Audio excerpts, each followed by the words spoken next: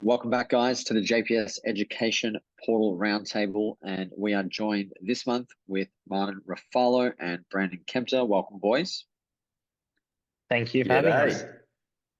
And yes, guys, this month we are discussing genetics. So obviously genetics is one of those topics that everyone is, it's to some extent concerned about. You'll often hear people say they have bad genetics or this person has good genetics and that's why they've achieved success or haven't achieved success in their fitness journey. So the lads are going to lay out some of the important information you guys need to know and hopefully debunk a few misconceptions. So Marty, we'll hand it over to you. What does it mean to say the word genetics as it relates to fitness?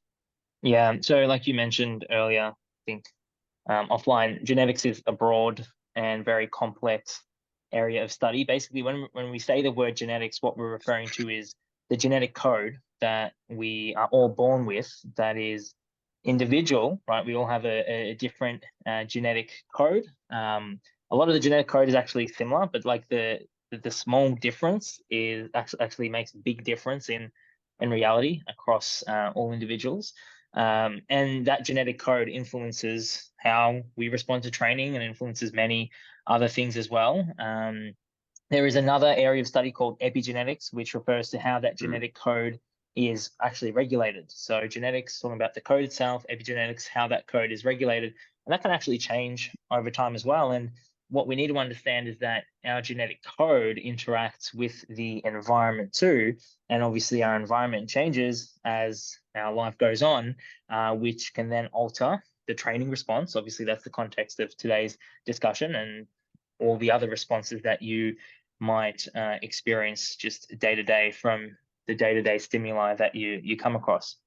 When it comes to training itself, the individual training response is what we're concerned about really when we're speaking about genetics. People say, you know, I have certain genetics and that's what leads to me responding in a given way. But genetics also influences, for example, our personality traits, our personal predispositions, and that can also influence how we train and thus impact the response as well. So it's not just the adaptation we get from training, but also these other factors that are influenced by genetics that can then go on and affect our training, which affects the response. So again, it's very complex, and I'm very interested to hear, Brandon's thoughts about how some of his elite athletes, the traits that they kind of come to the table with and how that impacts their training and, contest prep and all that sort of stuff. But that's generally what we're thinking about when we say the word genetics in fitness. Yeah, awesome. Okay, so Brando, do you want to discuss, I guess, some of the qualities and characteristics that the guys and girls you work with demonstrate that would help them be elite level bodybuilders and physique athletes? Yeah, of course. Obviously, we're really kind of narrowing things down today to training response. But I mean, broadly speaking, a question that's often put forth to myself is, okay, do I have the genetic proclivities to be quote unquote elite in a given game? And, as a follow on, how much does genetics play into the competitive success of a given athlete? And, broadly speaking, as Martin put forth, genetics affects many areas, including our sort of developmental dispositions through the growth cycle as well. So it influences everything from the stature of the individual in terms of skeletal structure to muscle architecture, etc. And in saying that, it is, well, indisputable that your genetics will influence your competitiveness in a given endeavor. And it's probably most obvious in something like basketball. If you're 165 centimeters tall, you're not going to make the NBA, drafts. You could be a good basketball player, but probably not great. Obviously, he's a great basketball player. What are you talking about? But obviously, my background is in bodybuilding. And one of the great things about bodybuilding is it definitely appeals to a larger genetic audience. You can be tall, you can be short, etc. With that said, there is still a genetic component. Obviously, your training response, your receptiveness to resistance-based stimuli. Also, if you're an enhanced athlete, which at the level of the Olympia is, well, a given, then obviously receptor sensitivity and density, etc., will influence the response you have to a given drug. And I would go as far as saying that your survivability under drug-related stress is probably hereditarily predetermined. I'm willing to say that there will be a lot of individuals who would quite literally keel over and die under the volumes of drugs that some of these Olympia level athletes are consuming. So I realize I haven't really answered your question, but broadly speaking, genetics do play a role there. However, from a coaching perspective, and I think we should all adopt this, I like to focus on things we can control. And a lot of individuals place so much emphasis on their genetics. And the truth is, we're not going to know if an individual has the genetic substance until you've lived the game for a while. Someone comes to me at, say, 19 years old, never trained, and said, hey, do I have the genetic proclivities to be a high degree level drug-free bodybuilder? Truthfully, I'm going to say, I don't know. We need to apply, we need to create the goal to facilitate the creation of the system, of the plan, and then create the system. We need to apply this over time. Let's do this for a couple of years. We're going to have a really good perspective or vantage point to evaluate, do you have the substance to be a truly elite as defined by, say, a pro card? But so it's broadly speaking. Yeah, I totally agree. I think there's a huge part of the conversation around genetics is completely out of our control. Our parents, passed on their genetics without us choosing, to have them as our parents. So a lot of it isn't within our control, and we can only control our response to, the experiment that we are, trying to explore, whether it's in training or nutrition. Yeah. You touched on a few interesting points there in terms of muscle architecture, their height, and things like that. And obviously, the example of basketball being a really good starting point for how genetics plays a role in your competitive success or response to a certain, sport. I think it's something like if you are over 6'8", every inch over 6'8", the likelihood of you making the NBA increases significantly. And if you're over 7'4" or something, it's like you've got a 30-40% chance of making the NBA. There's some crazy statistic like that. Because the pool of individuals over those heights gets smaller and smaller, so you're competing against fewer and fewer people. Obviously, not everyone who is that tall will play basketball, so on and so forth. But I guess when it comes to resistance training, some of the discussion around limb length, muscle architecture does give us really interesting starting points for how genetics might play a role in individual training response. So do you want to touch on that, Marto, and how, I guess, taller people might have somewhat of a more difficult time, not necessarily building muscle, but achieving that, goal physique that they might want to attain, and how some of those variations between people might influence their training outcomes? Yeah, I think part of the discussion is also how our just general structure can influence the way we train, which may make it harder to perform certain exercises or certain volumes of training that other people might tolerate quite well. So that's definitely a practical consideration that you've got to consider on the gym floor. We may still come across quite a tall individual who struggles to do certain lifts but has good muscle building propensity and still gain a significant amount of muscle. That's definitely possible. And a recent study that kind of elucidates some of this a little bit further actually showed that the correlation between your starting satellite cell pool and myonuclei content is greatly associated with the muscle that you gain from a given training program. So basically, in this study, they had a group of individuals. One leg was trained in a certain way. The other leg was trained with a varied program. So one leg basically completed the same program for the intervention period. The other leg varied the training style over the intervention period. So they changed the reps, the tempo, the sets, the loads. And basically what they concluded was that both of those approaches weren't predictive of how much muscle each individual built. What was mostly predictive was their starting satellite cell pool and myonuclei content, which goes to show that minor variable manipulations, when you have a pretty good program, just aren't going to play the role that we might think they're going to play. Genetics basically overpowers that. Now, of course, in real world, if you've got a very average program versus a very good program, yes, that's going to make a difference, I'd say, in the long run. But if you've got a pretty good program, minor changes from there are unlikely to have the impact that some people might think they're going to have. But of course, at the high level, this is where the 1%ers obviously count. So we have, genetics, which is this massive cloud that is always lingering, that's going to basically overpower most of the other things that we can control. But obviously, I'm interested in, getting the 1%ers out of my athletes. And it's really with the higher level individuals where the focus on that becomes a little bit more emphasized. The general population, I tend not to care too much about minor, variable manipulations, because I know that a good program is probably going to get them most of what they need. Over analyzing further is going to be somewhat redundant, considering that genetic kind of machinery is going to influence things for the most part. So that's something that we can't really look out for. There's certain indicators. I'm pretty sure I've heard something about like finger length and the girth of your wrist as being an indicator of how well you might respond. I don't know too much How's that. How's your wrist girth, Marto? It's quite not that large, mate, as you can see. Marto has very dainty wrists. Yeah, guys. very dainty wrist. It's a common knowledge at JPS. It's common knowledge, yeah. Look at them.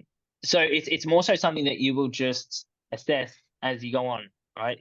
As you apply a program and you observe changes, you'll know whether someone's responding really, really well, or not, and that'll give you a bit of an insight into where they kind of sit on that genetic playing field. And yeah, I guess that's kind of what I have to say about that. Fascinating stuff. I do remember reading a review, if memory serves correct, it was a 2012 review, but it was looking at obviously it was looking at sarcopenia essentially, which is obviously a key focus in research. But essentially, it purported that baseline lean mass and strength was highly heritable, something to the tune of 30 to 40%, which is actually quite profound. And obviously, in practice, I'm sure we've seen a lot of variance in baseline muscularity. The challenging thing is obviously the interaction with the environment, the nutritive, physical environment and nutritive environment as well. Things get a little bit more convoluted, but nonetheless, a fascinating piece, definitely.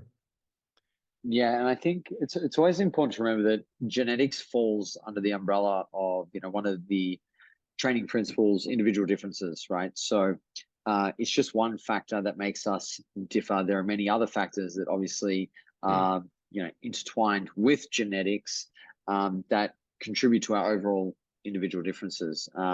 So I think the discussion around like how we approach training and how we assess the effectiveness of the program and take into consideration the role of genetics is really something I try not to consider too much, because there are other individual differences that have a much larger bearing on the training outcome, by individual differences. As Marto said, that genetic machinery is essentially there, and it's not going to change a hell of a lot, within the time frame that you're training someone. But other things, surrounding their psychology, their stress, sleep and stress levels, their overall training status, injuries and things like this. Other individual differences will have much larger roles in the training outcome. Just to sort of build on that, from a practical perspective, the way I like to frame it is that being coaches that are principle based, right? Everybody is going to respond. Well, it's built around the same 11 systems. The principle is going to remain the same. You need an energy surplus to gain total body mass. So do I. One of the big components from a coaching perspective that I like to consider is that your genetics will influence the magnitude of response per unit of input to any given stimulus, whether it be a drug, give someone Panadol, the response at a given dose per unit of body mass going to differ substantially. Same goes for training volume. Same goes for nutritive inputs. And obviously, this this sort of overarching theme of biochemical individuality underpins everything that we do. If we understand the principles, we can take our best knowledge to the table based on the individual circumstances and the research. We can apply it. We can apply, evaluate the response, and manipulate. And these are just, again, points to consider here. And from a coaching perspective, given that genetics is non-modifiable, I, as an individual of whom is optimistic, and I believe that optimism, situational optimism, is something that all high-end athletes have. You in reference to the cards that have been dealt, you need to remain optimistic and control for what you can. And as I've said recently, one of my recent posts, that essentially the correlation between optimism and success is opaque at best, but I'm willing to put money on the fact that there is almost a direct correlation between pessimism and failure. So the genetics that I've been given, and you, like, what are we going to do with that? Well, let's exploit it for its best, and maintaining an optimistic perspective in reference to the capabilities of your body, I believe, is crucial if you want to get your best out of yourself. Yeah, I totally agree. I think there's no point, being mad at the hand you've been dealt. Like, if you've got a body that is able to move and you can train, you can build muscle. It's just one of those things that for some people it might take longer than others. But I guess getting into some more real world situations, that are common amongst lifters. So a lot of people will claim they have bad, calf genetics and their calves don't grow. Okay, so this is very common. Some people, they just have, very high insertions, and the tendons are very long, and therefore they just, have poor looking calves for the purposes of competing in bodybuilding, right? And they're very hard to grow. Yeah. So in those cases, Brando, what's your approach? Given that you're an optimist and not a pessimist, as I've just learned now. And also as a man with small calves. So your calves are not small. I don't want to hear this body dysmorphia crap, Brando. Don't give me that. Well, look, so I mean, look, as a broadly speaking, let's start broad and then we'll get to calves. But I mean, broadly speaking, one of the components which is going to influence stimulus accrual is going to be your structural anthropometry. Looking at a taller individual doing a squat versus a shorter person. The taller person accumulates more range of movement, hence more work, i.e. volume per unit of repetition. That influences stimulus accrual, but also fatigue accrual. And then in reference to, so that's a consideration from a programming perspective.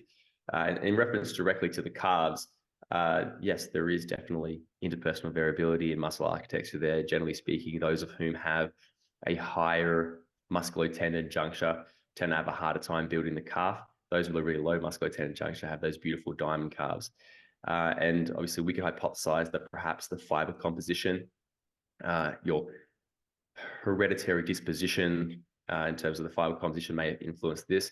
And it's also probably going to be influenced by the volume of kinetic energy that you sort of hold bound up in these connective tissues, the Achilles tendon down to the plantar fascia, etc.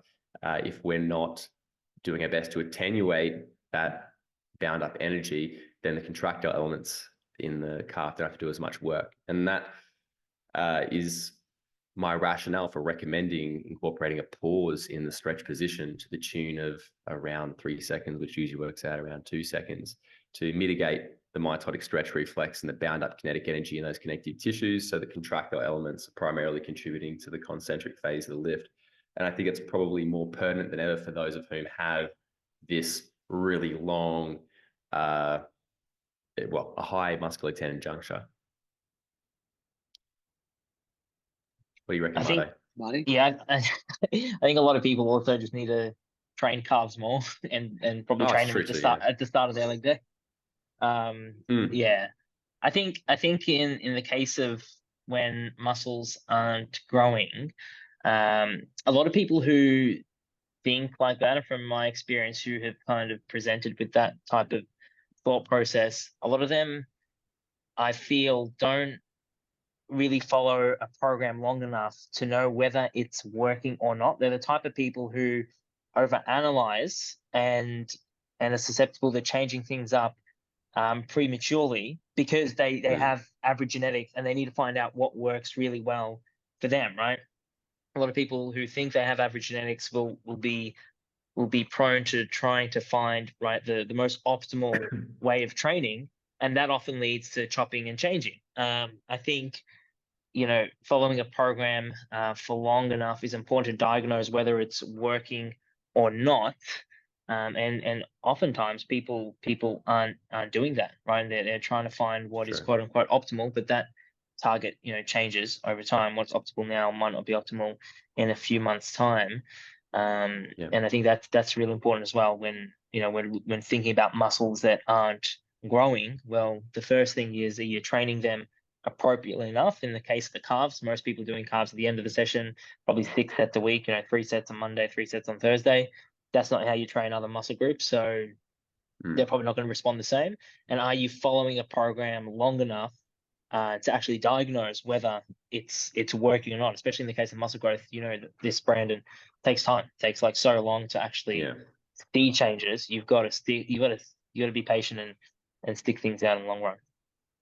Yeah. Yeah. So, Marta, when you say, oh, sorry, Brandon, continue. Yeah. Oh, I was just going to say, generally speaking, the development of the individual kind of leaves clues. I mean, even not specifically the calves. I've seen folk who have an amazing set of pecs and a really weak back. And, the first thing I'm going to look at is, okay, let's look at what volume you have there and what the quality of that volume is looking like. That's right. And start there. And look, there is, to be fair, when it comes to one's hereditarily predisposed muscle, let's just say structural anthropometry, you're going to have guys who look at the weights and grow pecs just because of the shape of their rib cage in reference to their anterior bicipital group, puts them in a wonderful position for pec recruitment, and vice versa. Maybe the same individual has really high lat insertions, has some challenges when it comes to scapulothoracic control, and therefore really finds it hard to connect in terms of the subjective indicators of training quality, tension wears, metabolite production, cell swelling, etc., and therefore actually direct stress to the lat. So in such a scenario there, it might be like, okay, you're accumulating so much tissue-specific volume in the pec with every repetition you're doing. You don't need to do that many sets for pecs. But perhaps we need to do more work on scapulothoracic positioning for your pull-based movement selections, and we need to direct more of our total weekly or have many your microcycle dosed sets towards another tissue. So this is again where there is personalization from a genetic perspective, or just genetically influenced. Yeah, I like that, and I think we've started to, I guess, narrow things down and how sorry, boys. I like that we've discussed some of the variables that we might adjust and the levers that we pull when trying to drive more growth. And you mentioned a few times there, Brandon, training volume and the dose of the stimulus. So, Marto, I know this is something that you're well versed with. What role does volume play, in hypertrophy, and obviously, the genetic influence of our response to certain volumes? Do you want to maybe touch on that briefly? Yeah. So, I mean, not all volume is created equally. That's one point that's important to understand. As Brandon mentioned, how you execute an exercise and your genetically determined structure is going to influence how much stimulus you actually get per unit of volume. And that is important because we can't just look at the 10 sets that Brandon does for his quads and compare them to the 10 sets that either of us might do, Jacob, because even if we're doing the same exercises, right, and performing repetitions roughly the same way, the level of stimulus we get from each rep, each set, will still differ. And this is where you have to kind of look beyond just the results that we might see in certain studies. Look beyond some of the graphs that you might see. What I mean by this is studies often report group averages, right? So a group average response to a given amount of training volume. But if you look at the individual response, right? So sometimes we'll just see a bar plot and it might show that doing 20 sets right, is better than doing 15 sets, which is better than doing 10 sets, right? We might see something like that. That's often known as a dose response. But the bar plot doesn't tell you how each individual responds. So if you were to look at individual data points instead, you might see that some people doing 15 sets actually respond better than some people doing 20 sets, right? And some people who are doing 10 sets might actually respond better than the people doing 20. So all I'm saying here is there is a large individual response that sometimes isn't highlighted in research papers, which often focus on group averages. So yes, generally doing more volume, providing it's good volume, is going to lead to more growth. But Brandon gave a great example before of how maybe doing less for a specific muscle group, if the situation is conducive to that, right? But someone's individual genetics, how their rib cage is structured, etc., might actually be better. You might actually be better off going low volume in that case, right? And low volume in that case might get you better results than slightly higher volume. So something to consider there is that the results we often hear about in research are group averages, and understanding that within those groups, people's response is going to vary is important, because I have many clients who get great results doing low volume training, and would more volume get them better progress? Maybe. Is it going to be linear? Maybe not. And we have to remember that we want to get clients better results over time, not just right now.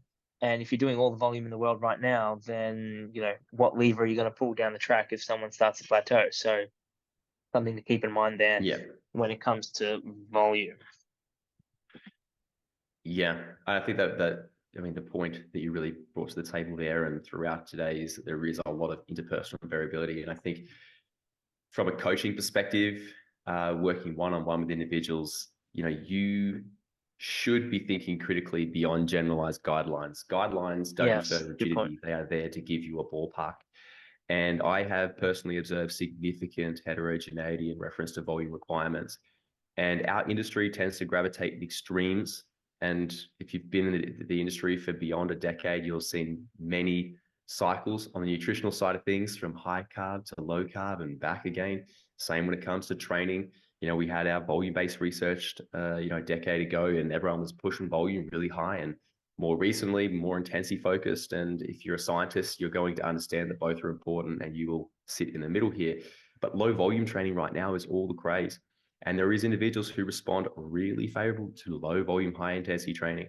And I personally work with individuals who do not respond favorably at all. In fact, Eric Helms is a great example of this, having had a few conversations with him on this topic. And in fact, there was a paper recently.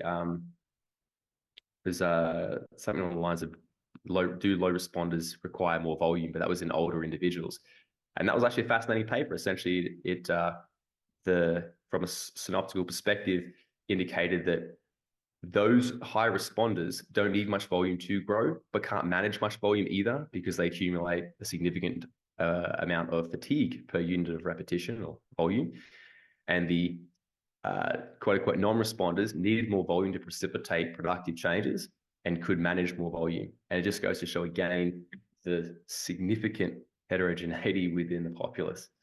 So yeah, and that's where I think it's always hard, as Martin pointed out, in those studies, because it takes averages within a group. But if you're somebody out there who is finding that you or your clients are not necessarily super responsive, working with people who have elite genetics, to build muscle or to be strong, whatever the case may be, you've really just got to double down on getting better at, as Martin pointed out, like diagnosing what's working and what isn't.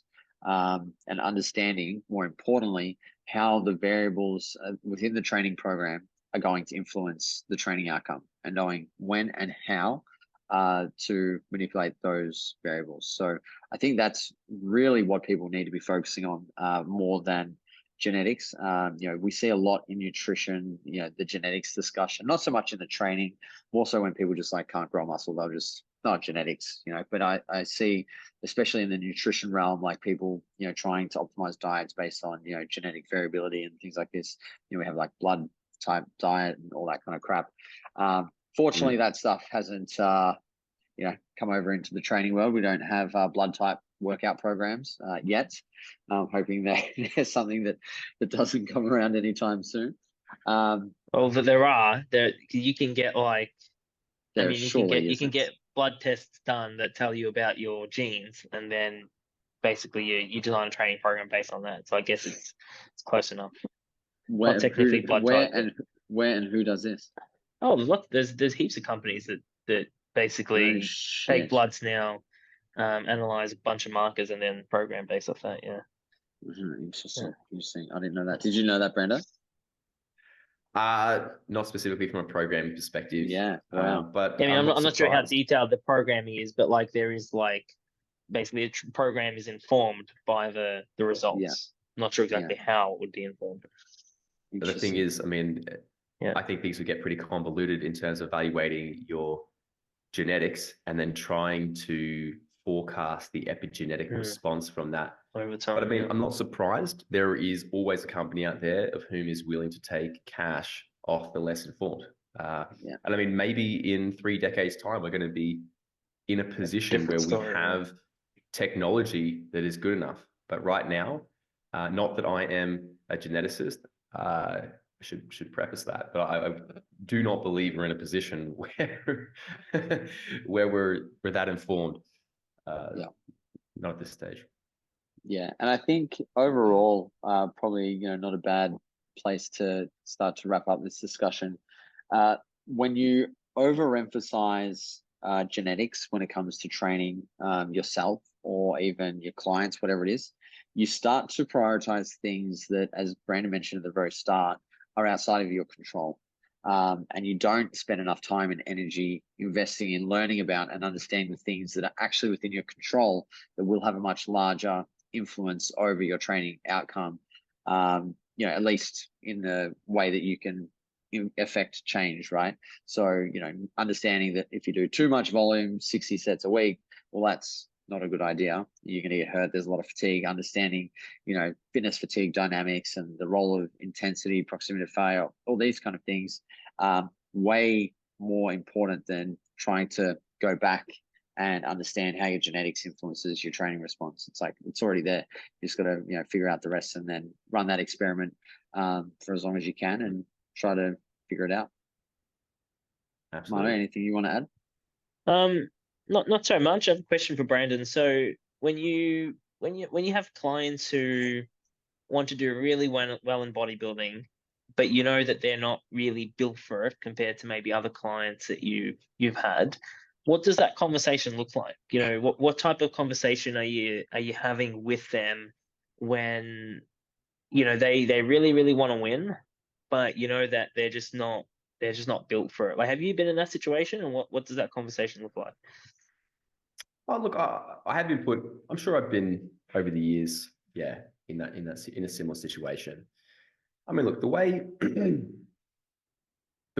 I try and operate with our athletes, in broadly speaking, obviously it's personal there, is that I try to view success and put this forward to the athlete as a multifaceted piece. We can't view success solely, pardon me, through the lens of winning on stage.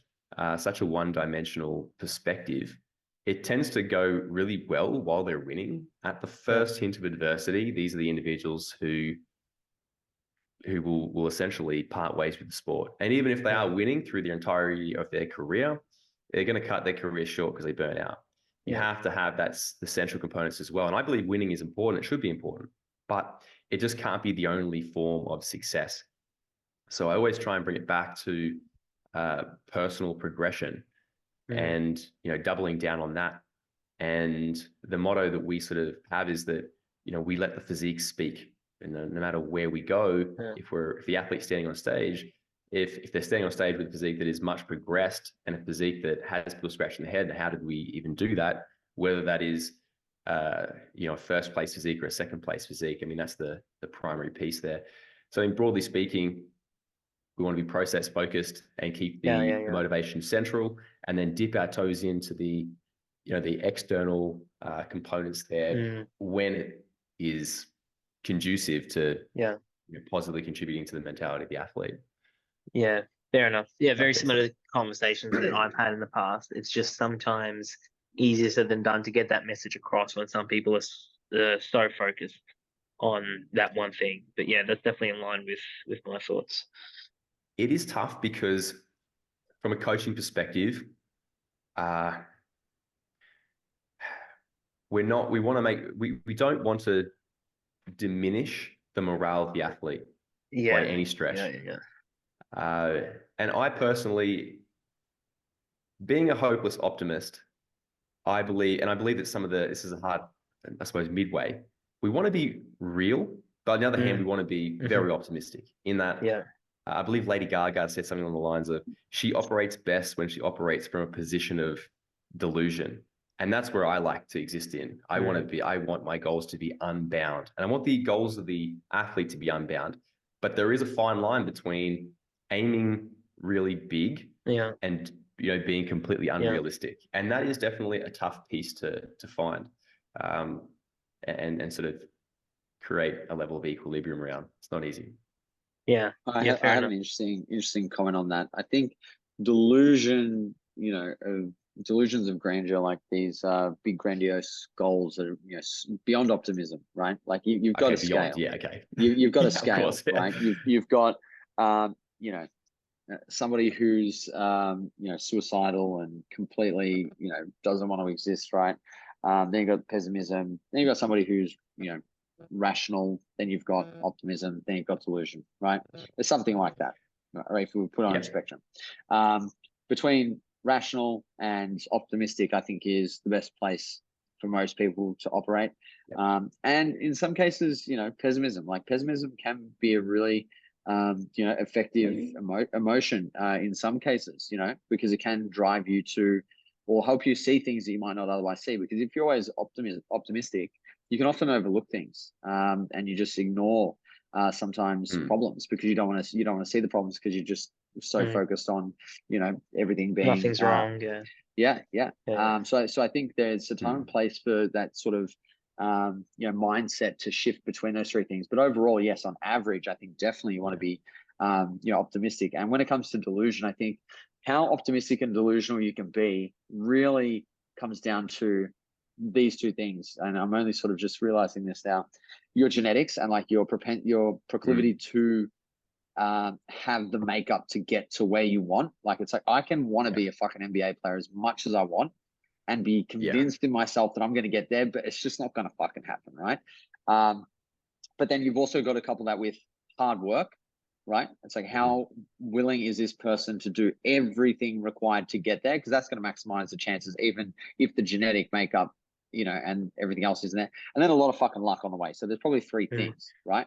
So I think if you want to err on that optimism delusion side of things, it's like, well, you better couple that with some decent genetics. Like you have to be in the ballpark. You can't be too far off, right? It's like you can't be 6'10", wanting to get on a bodybuilding stage and be the next Mr. Olympia if you don't have the muscle mass for it. It's just probably not going to happen. With extremely long limbs and all that kind of jazz. NBA, maybe. Can you work hard? Are you going to work really hard? And are you going to have the necessary luck along the way, right? It's like, are you in the right time at the right place? And I think if people want to live on that sort of side of the spectrum, you've got to be in close proximity to the genetic makeup, and you've got to be willing to work really hard. And then you can that can help frame conversations around that, because then when you go to that person and it's like they're disappointed that they didn't win or didn't get their pro card, it's like, well, I get that frustration because you are within the sort of genetic makeup that needed to get there, and you worked really hard. So I can see that frustration, disappointment.